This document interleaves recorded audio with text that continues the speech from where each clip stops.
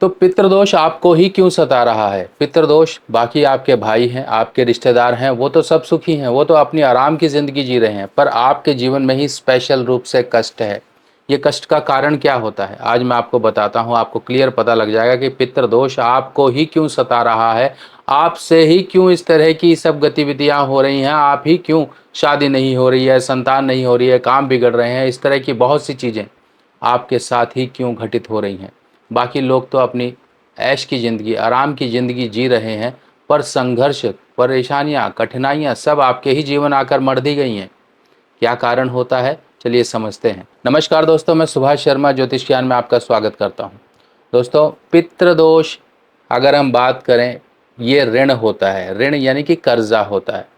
अब आपने देखिए, ये जो मैं आपको बता रहा हूँ, ये एक प्रैक्टिकल बातें बता रहा हूँ कि हाँ, सचमुच में इस तरह से होता है, ताकि आपको यकीन हो सके कि आप ही क्यों परेशान हो, बाकी लोग जो आपके रिश्तेदार हैं, आपके बंधु हैं, वो मज़े में क्यों रह रहे हैं, उनके जीवन में इस तरह की परेशानियाँ क्यों नहीं है। जब मैं लोगों से बात करता हूँ, जब मैं लोगों को बताता हूँ, जब उनकी कुंडली देखता हूँ, उनके बारे में जब मैं डिस्कशन करता हूँ, तब उनके कारणों को भी साथ ही साथ बताता हूँ कि आपके ऊपर इस कारण से पितृदोष है। और सब दोषों से ऊपर अगर हम बात करें तो पितृदोष बनता है। पितृदोष के बाद सब यानी कि उसके कुछ अन्य दोष भी निकल कर आते हैं, जिसमें प्रकृति ऋण होता है, बहन बेटी का ऋण होता है, कन्या का ऋण होता है, किसी प्रकार से जीव हत्या का होता है, किसी प्रकार से धर्म स्थान का होता है, किसी तरह से जालिम कोई हरकतें कर देते हैं, किसी के साथ किसी को बर्बाद कर देते हैं, उस तरह का ऋण होता है। यानी कि आपके ऊपर स्त्री से लेके एक प्रकृति तक के कई तरह के ऋण होते हैं, पर उन सभी से ऊपर बनकर आ जाता है पितृ ऋण यानी कि पितृदोष। पितृ ऋण आपकी कुंडली में क्यों आया, ये समझिए। आपका घर है, इसमें वास्तु दोष सबसे पहले आपका आता है। अगर आपके घर का वास्तु दोष, वो कोना खराब है जो पितृदोष के असर को बढ़ा देता है, तब भी आपके ऊपर पितृदोष आ जाता है।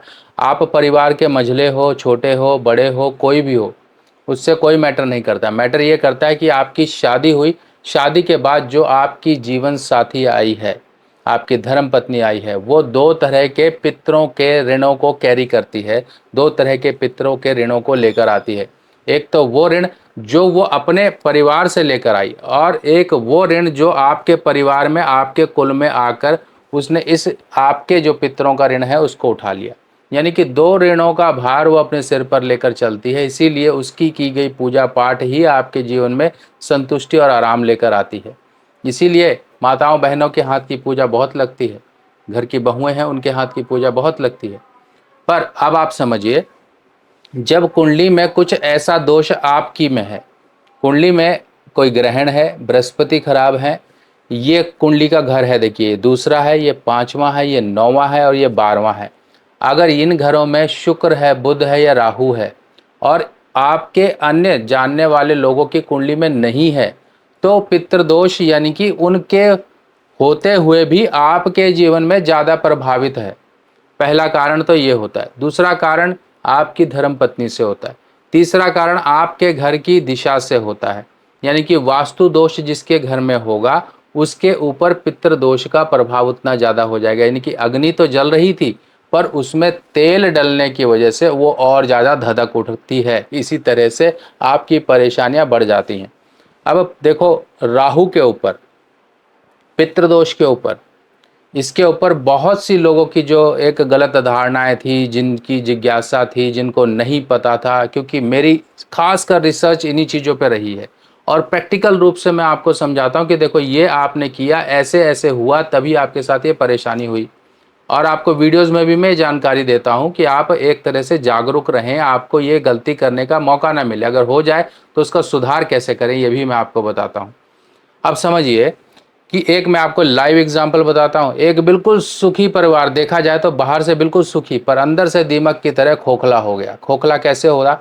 एक पॉलिटिशियन, बहुत अच्छी पोस्ट पर, मैं नाम नहीं लूँगा, क्योंकि देखिए, जब मुझसे कोई कांटेक्ट करता है ना, तब मेरी ये जानकारी किसी के मतलब जो उसकी सामने वाले की जानकारी किसी के साथ शेयर ना करना, ये मेरा एक परम दायित्व है। मैं आपको सिर्फ एग्जाम्पल के तौर पे ऊपर ऊपर की बात बताता हूँ क्या है। एक पॉलिटिशियन, दूर से लोग देखते थे, वाह बहुत बढ़िया, बहुत पैसा है इनके पास, बहुत कुछ है, पर अंदर से वो खोखले। अंदर से खोखले कैसे? उनकी संतान को लाइलाज बीमारी, जिसके कारण अब उनका बुढ़ापा खत्म एक तरह से। लाइलाज बीमारी संतान को, देखिए पितृदोष जब होगा और साथ में अगर और पिशाच दोष इत्यादि लग जाएंगे तो ये रक्त पीने वाले जो पिशाच होते हैं ये संतान पर आकर टूटते हैं, संतान पर आकर ये बिगड़ते हैं, इनका रक्त पीते हैं, इनका मांस खाते हैं, क्योंकि इनका भोजन ही यही है पिशाचों का। जिनकी मुक्ति नहीं होती वो पिशाच बन के घूमते हैं। अब जब संतान को इस तरह की प्रॉब्लम हो गई, जब कुंडली देखी गई, उनकी धर्म पत्नी की कुंडली, उनकी खुद की कुंडली, संतान की कुंडली, तो एक ही पैटर्न निकल कर आया जो उनके ऊपर एक गंभीर पितृदोष का एक चेन लिंकिंग दिखा रहा था। जब हमने इन सब चीज़ों को देखा तब हमने कहा आपके ऊपर इस तरह का पितृदोष प्लस पिशाच दोष बना हुआ है। कुछ आत्माओं की मुक्ति ना होने के कारण आपके संतान के ऊपर इस तरह के कष्ट आ रहे हैं। अब इस तरह के कष्ट बहुत तरह के होते हैं। किसी की शादी नहीं होती, घर में बच्चा नहीं होता, बार बार असफलताएं मिलती हैं, काम व्यापार कारोबार में बार बार नुकसान होते हैं, दुश्मन बढ़ जाते हैं, इंसान घर में चैन का सांस नहीं ले पाता, जीवन भर कमाता और बुढ़ापे में जाके ठन ठन गोपाल हो जाता है। ये सब पितृदोष के लक्षण होते हैं।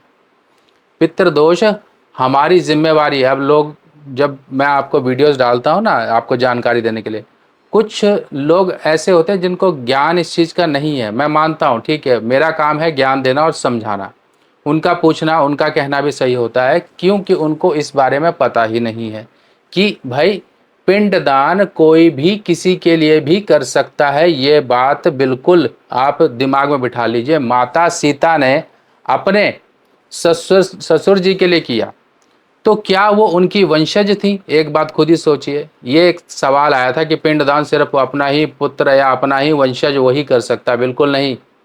पिंडदान वंशज है तो वो करेगा तो उसके हाथ का समझ लो कि वो उसका एक कर्जा है कि भाई वंशज हो तुम्हें करना ही पड़ेगा। पर कुछ आत्माएं, कुछ एक ऐसी अदृश्य शक्तियां ऐसी होती हैं जिनको आपसे पिंडदान या फिर आपसे जल तर्पण ये सब चीजें चाहिए होती हैं कि आप उनको मुक्त कर सको। अगर आपने उनको मुक्त कर दिया तो आपको कहते हैं कि एक बादल छटेंगे, आपके बिल्कुल सीधी ताजा रोशनी आप तक आएगी। इस बात का ध्यान रखिए। कोई भी किसी के लिए भी पिंडदान कर सकता है, ये दिमाग से आप धारणा निकाल दे। पर परम दायित्व उसके वंशज का होता है। ये तो बात सत्य है कि भाई ठीक है उसके दायित्व उसके वंशज का है। पर अब मान लो वंशज कर ही नहीं रहे हैं, वंशजों ने धर्म परिवर्तन कर लिया, वंशजों ने ये कर लिया वो कर लिया, तब क्या होगा? तब क्या होगा अब बताइए। देखिए कोई भी धर्म का हो, यहाँ पर मैं इतना आपको बता रहा हूँ क्योंकि ये सच है। मेरे साथ सभी धर्मों के लोग जुड़े हुए हैं। कोई भी धर्म अलग अलग नहीं है क्योंकि सभी धर्म एक ही परमात्मा से जुड़ते हैं। मान लीजिए पहले कोई सनातनी था, बाद में उसने दूसरा धर्म अपना लिया, पर उसकी जड़ तो सनातनी है ना। तो वो भी अपने पितरों का, पूर्वजों का पिंडदान करवाते हैं, वो भी पूजा पाठ करवाते हैं ताकि उन्हें मुक्ति मिल सके परेशानी से, क्योंकि उनको उनके धर्म में जाकर शांति नहीं मिल रही है। क्यों? क्योंकि उनकी कुंडली में पितृदोष था और पितृदोष के कारण जब उन्होंने वो धर्म परिवर्तन किया तो वो जो क्रियाएं, वो जो उनको करना चाहिए था वो ना करने के कारण उनका जीवन और ज़्यादा परेशान हो गया। ये होता है लक्षण, ये होती है परेशानी। इसीलिए पितरों को कभी भी ये मत समझिए कि आप मालिक हो। मालिक आप नहीं हो, ना हम मालिक हैं। ये शरीर किराए का है, ये सब कुछ हम किराए का लेकर आए हैं धरती पर ताकि वो कर्जा हम उतार सकें। और अगर हम उसी को भूल कर अपनी ही करना शुरू करेंगे, ना हम खुद से चैन रह पाएंगे चैन से, ना ही अपने पितरों का आशीर्वाद पा पाएंगे। एक समय ऐसा आता है, देखिए अब पितरों तक भोजन भी पहुंचने का एक तरीका होता है कि आप कहते हो कि भाई कैसे पहुंचता होगा, हम तो यहाँ दे रहे हैं, वहाँ कैसे पहुंचता होगा। पितृ यमलोक से खासकर अगर हम बात करें तो जो 15 दिन श्राद्ध के होते हैं उस समय पे वो मुक्त किए जाते हैं यमराज द्वारा कि भाई जाओ अपने पूर्वजों से मिलो, जाओ वो आपके लिए खाना पीना बना रखा है, आप तृप्त हो, मिलो और आशीर्वाद दो। पर जब हम कुछ करते नहीं है वो रुष्ट के चले जाते हैं।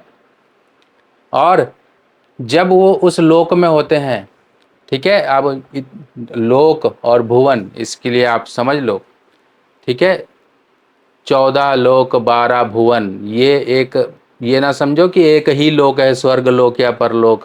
बहुत समझ लो 14 लोक हैं, ऊपर की तरफ भी हैं, जमीन से नीचे भी हैं। अब जमीन से नीचे जाओगे तो राक्षसी प्रवृत्ति वाले, फिर ऐसे ऐसे ऊपर इन्हीं लोकों को भ्रमण करती हुई आत्मा जाती है उस परम लोक तक। पर ये जो भ्रमण की यात्रा है अगर यही कठिनाई वाली रहेगी तो परेशान रहेगा, उसकी उस दिव्य आत्मा को, आपके पूर्वजों की यात्रा, आत्मा की यात्रा को सुगम करने के लिए, इसीलिए कहा जाता है कि महीने की अमावस्या वगैरह कुछ आती है तो उनके लिए पुण्य कर्म करो ताकि उनकी यात्रा सुगम हो, वो पहुंच सके उस परम धर्म तक।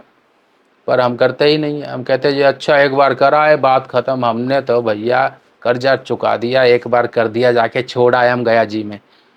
यही तो गलतफहमी है, यही तो हमारी गलती है भाई। हम कमा किस ले रहे हैं पैसा, सब कुछ धरती पे रह जाएगा, जाएगा साथ में तो सिर्फ और सिर्फ पुण्य कर्म जाएगा, इसके अलावा कुछ नहीं जाएगा, कुछ नहीं जाएगा। अगर देख लो, जब व्यक्ति शमशान जाता है ना तब उसे अकल आती है, यार मुझे भी एक दिन यहाँ आना है। 10 15 20 मिनट जब तक वो वहाँ रहता है तब तक तो मन शांत रहता है, फिर जैसे ही दूसरे बाहर निकलता है नहा धो के, फिर लोगों में मिलता है, फिर उसी अपनी प्रवृत्ति में आ जाता है। फिर वो भूल जाता है कि भाई मैं क्या करने आया हूँ और कहाँ जाना है मुझे और क्या मैं देख कर आया हूँ, सब भूल जाता है। यही तो कलयुग है।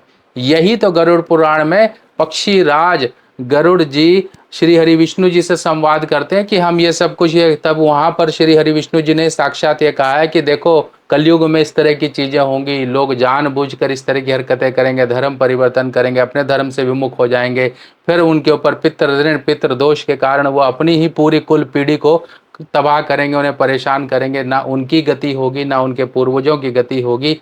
गति होगी तो सिर्फ और सिर्फ अपने कर्जे को समझ के, अपने पितृ दोष को समझकर, अपने पितरों को तृप्त कर कर ही होगी। अब आपको एक और बात बता दूं, अगर आप पूजा पाठ करवाते हैं हम पितरों के लिए तो उसके लिए हम विशेष, देखिए हर महीने अमावस्या हम काशी में तो करते ही हैं। आप चाहे तो ये विशेष पूजा पितरों के नाम से करवा सकते हो। आप घर बैठे रहिए, आपको ऑनलाइन सारी जानकारी मिलेगी, नाम गोत्र इत्यादि से आपके पितरों की पूजा पिंडदान सब कुछ होगा, वीडियो आपको भेज दिया जाएगा। पूजा नहीं करवा पा रहे हो, समय नहीं है, कुछ भी इस तरह की दिक्कत है, आपको लगता है अभी बजट नहीं है, तो ये है वो यंत्र। ये देखिए भोजपत्र पर हाथ से बना हुआ, ये भोजपत्र होता है, हाथ से बना हुआ यंत्र है, और इसको प्रॉपर बनाकर प्रॉपर प्राण प्रतिष्ठित सिद्ध कर कर आपको हम भिजवाते हैं। इसको आप अपने घर की साउथ यानी कि दक्षिण दीवार पर लगाइए। ये यंत्र आपने लगाया तो आपके घर का जो एक वास्तु है वो सही होगा। आपको मैंने फैक्टर्स बताया ना, घर का वास्तु, हमारी गलतियां, पत्नी का पितृदोष और बाकी लोगों का पितृदोष मिलकर ही हमारे जीवन में कठिनाइयां और परेशानियां लेकर आती हैं। तो घर के वास्तु को और दक्षिण दिशा को शुद्ध सही कर लीजिए, क्योंकि दक्षिण दिशा हमारे पितरों की दिशा मानी जाती है। इसीलिए वहां पर आप इस तरह से सिद्ध यंत्र लगाएंगे तो पितरों का आशीर्वाद आपको प्राप्त होगा, पितृदोष की आपकी निवृत्ति होगी। तो देखिए मैंने आपको सभी तरह की जानकारियां दी, और जानकारियों को, हर चीज को कहते हैं ना कि हर चीज का अर्थ नहीं होता, हर चीज का कोई आंसर नहीं होता। कुछ चीजें परमात्मा पर छोड़ दी जाती हैं कि भाई तुम ही हो चलाने वाले, मैं चल रहा हूं, मैं किसी तरह का वैर विरोध या किसी तरह का तर्क नहीं करूंगा। तर्क यानी कि कुतर्क होते हैं, ये कुछ कुतर्क, उन कुतर्कों की तरफ मत जाइए।